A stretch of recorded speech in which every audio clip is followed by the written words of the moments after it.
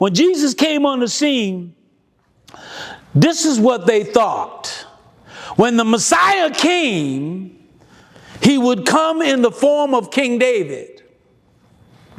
As David militarily conquered all his enemies, stopped them on the feet, their perception shaped by their anger, their hurt, and their bitterness, when the Messiah comes, there's going to be a stomping party going on, and we're going to be the one that's stomping Rome out. You got a problem now, because Jesus said, love your enemies. Woo! Bless them when they persecute you. Come on. And if they really make you mad, go to Whole Foods and buy some real organic, nutritious food and feed them. How about that? How about that, folks? And instead of responding to the message of love that Jesus offered for all humanity, they rejected him. They dismissed him.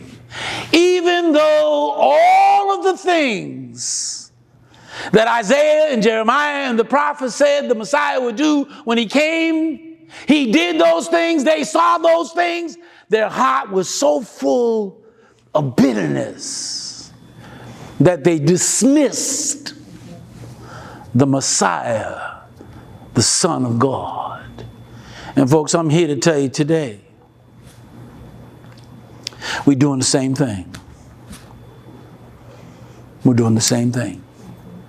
We are taking it upon ourselves to dismiss his authority, to dismiss his word, to dismiss his will, to dismiss his ways, because life ain't offering us what we believe we're entitled to.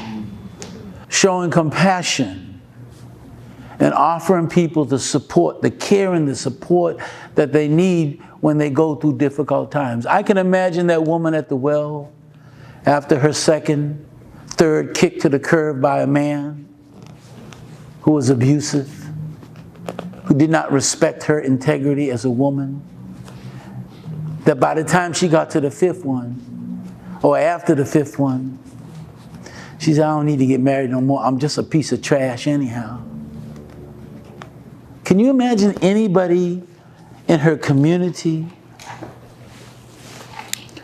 unwilling to realize the pain and the anguish and the suffering that she was going through, who didn't have enough sense, particularly since we call ourselves the people of God, to minister to her need, to support her through that tragic period in her life so that she could overcome that and live the life that God planned for her. This is what Jesus is showing her.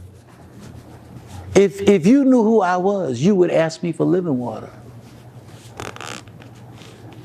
Jesus didn't judge her. Jesus didn't condemn her. He did something that Jewish men never did. They never walked up to a single woman and had a conversation. He broke that barrier. He said, listen, I will do. See, I told you all that before, that Matthew, Mark, Luke, and John is all about the healing of Jesus. Jesus wants to heal everybody. That's what that book is, those books are declaring. But anyhow, he clearly defined in her presence that I am here and I am willing to heal you of whatever it is you want healing from.